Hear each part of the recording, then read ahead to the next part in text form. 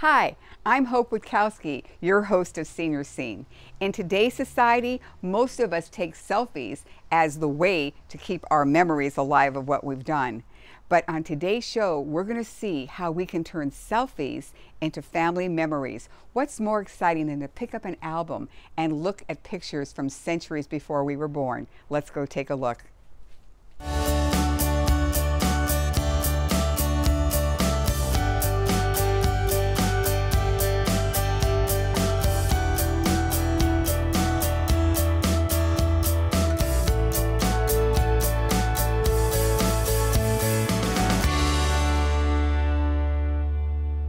Thanks to technology, taking pictures has become so easy with the invention of the cell phone.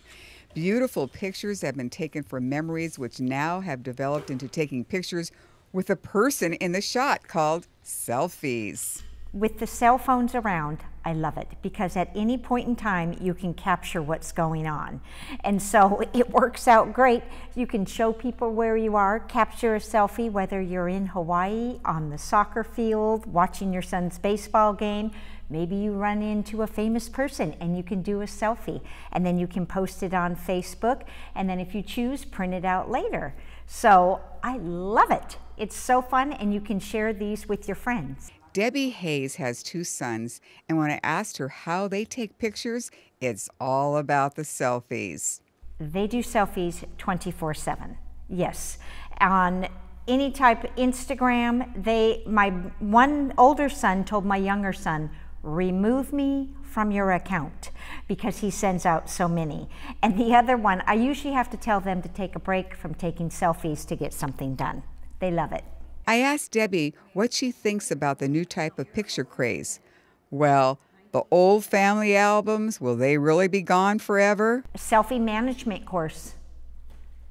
Definitely. I think it can be a trend. And you know, you just got to make it cool, and you have to get buy-in from the young generation.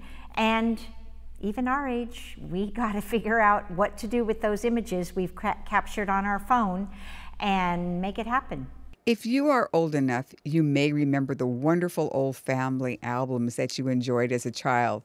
What will the next younger generation have for memories when the selfies have timed out online? When I was young, I made albums. However, then I stopped, got busy, and now with the cell phones, it's all like instant gratification, if you will. And all the pictures are being taken right then and shared right then, but not for longevity unless you make yourself print it out. And my son was saying to me, Mom, where's a picture of me? I need a picture for class. I'm like, And something has to be done with this new generation in particular so that they have lasting memories. They've got to switch it back so that they can have something printed out to show their family, because I don't think they'll have a photo album. I don't think they'll make it. They're not trained like that. They're thinking today, in the here and now. They don't think beyond that. Jean Hassan is an 87-year-old who is so lucky to have generations of family photos to look and share with her family. It also seems so fitting that she bought a home that was built in 1913, in the founding years of the city of Torrance. She not only enjoys the history of her home, which is pictured in the Torrance Historical Museum, but also her own family albums. This is one of my favorite pictures. It's my mother when she's about 16 years old, and two of her first cousins. This is probably taken, it has to be in the middle of the 20s sometime. And this is a much more recent picture that was taken in 2013 on a cruise that the whole family went to. And this is myself and my 7 grandchildren. I look at this picture a lot because I don't always see my grandchildren. This is a great picture of all of them. Everybody looks good in this picture. Perhaps her most prized picture was that of her grandmother, taken when she was a little girl. She loves to point out that she has the same nose. This is my grandmother's picture. She was about 5 years old, and it was painted in New Orleans by a painter that did a lot of other portraits called Moyes, and it was painted in 1881. She doesn't look like she's very happy while she's posing there. They said she was. People look at said, "Well, she looks so sad." I think she's just tired of posing to have the picture. She's only 5 years old. Jean is a great representative of people who do keep albums. She reminisces each time she pulls out an album to share with her family and friends. Janet Payne, the museum coordinator and board member, reminisces about her mother and how she kept albums. She had some albums. A lot of them were the old family albums with grandmother and grandfather and pictures of us when we were little. Part of them were professional photos, because people seem to have a professional photo when you were maybe 3, or one with your brother, and then mixed in with the other, and they were black and white. The photos from the professionals were sometimes hand tinted, and that was like a really special occasion to look at the albums. And the photos that Mother took, she didn't take 10 photos at Christmas. I think her roll of film might have been 36 exposures or 24, and she very carefully would take a few pictures at Christmas and maybe 3 at graduation, and it would take her a whole year to use the whole roll of film because it cost so much to have it developed. And if one didn't turn out, she'd say, "I don't know why they would print that. It's a terrible picture and I had to pay for it and it's no good." And I remember that. How wonderful that decades ago, a group of volunteers like Janet and Debbie decided that they wanted to protect the amazing pictures that were given to them from family members who understood how they could be enjoyed for generations to come. We are so blessed to have the Louis Zamperini Trust Collection.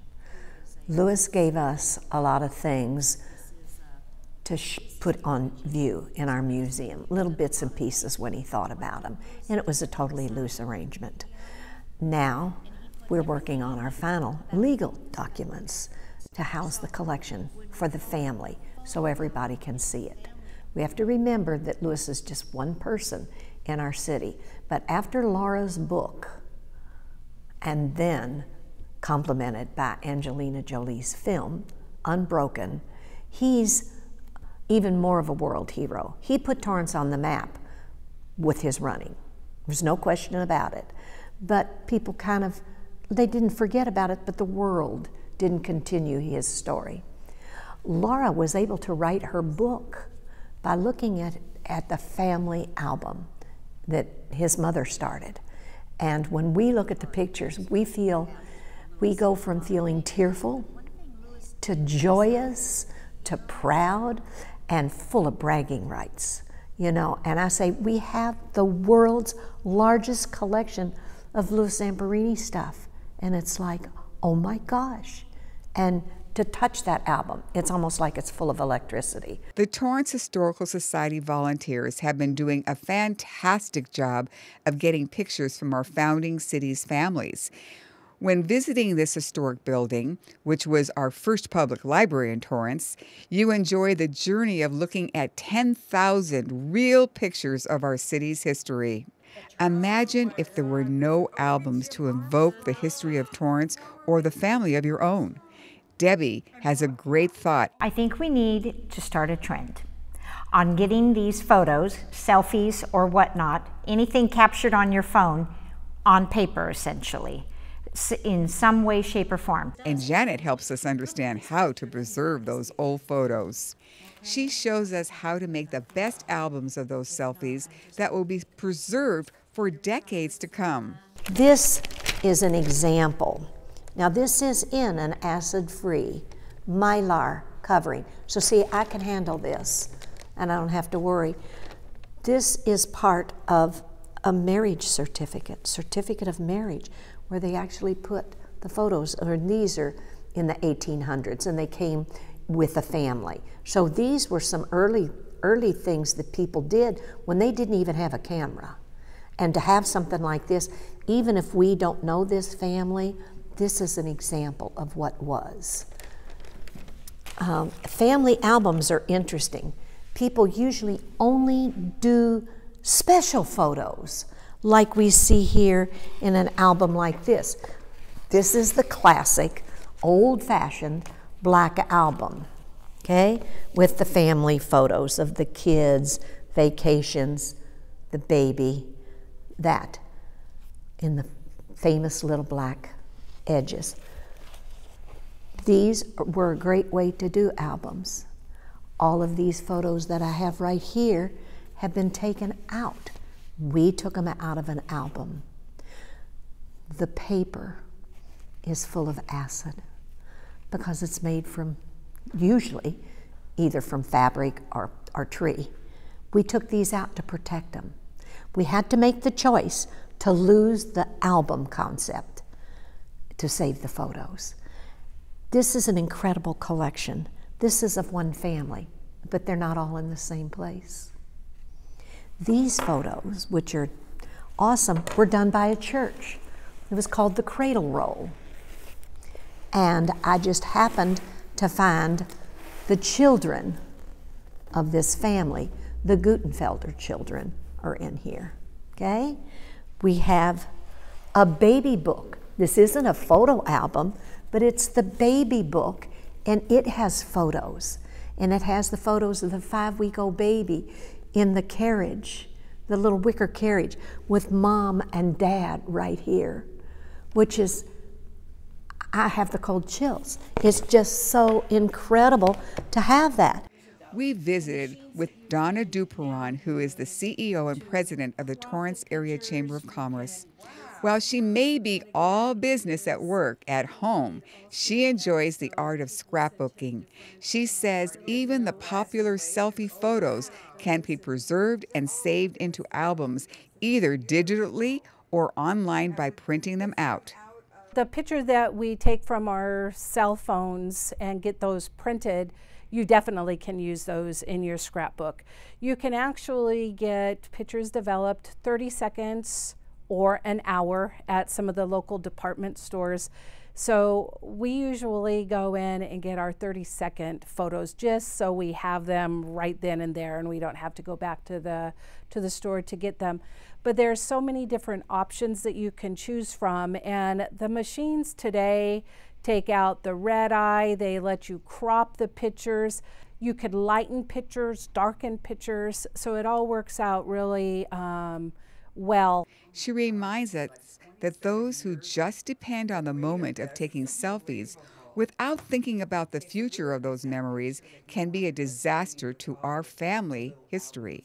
I think one of the things with selfies is that you'll lose the history eventually. I think one of the things that I know with our kids is that they're forever taking pictures on their cell phones or selfies, as you say, and not printing them and not keeping them in scrapbooks, not writing down historical facts about who's in the picture, what's in the picture.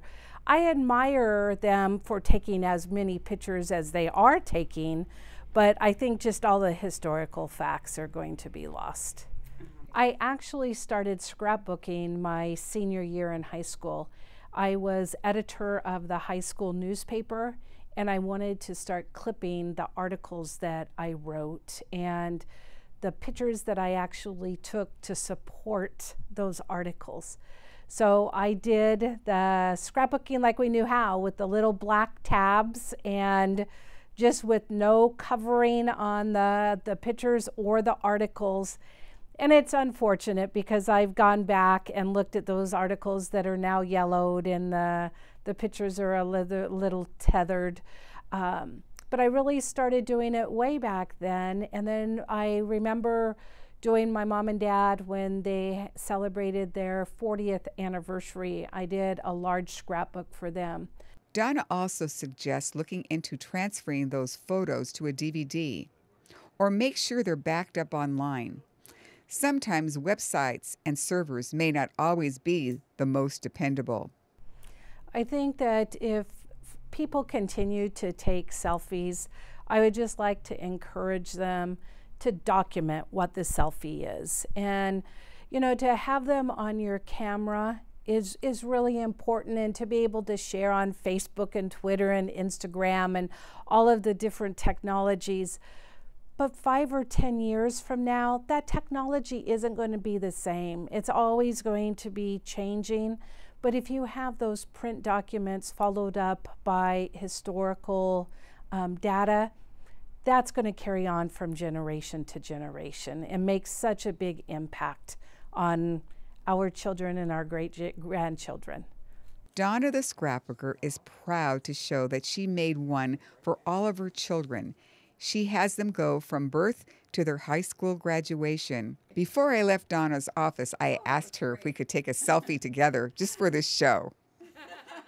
Well, I hope today's show motivated you to start thinking about doing some scrapbooking. So what could be more enjoyable than sitting down with a scrapbook with your family and looking back on pictures of the past? I'm Hope Witkowsky, reminding you, knowledge, it's a powerful tool. Tune in next time to Senior Scene for more secrets on successful aging.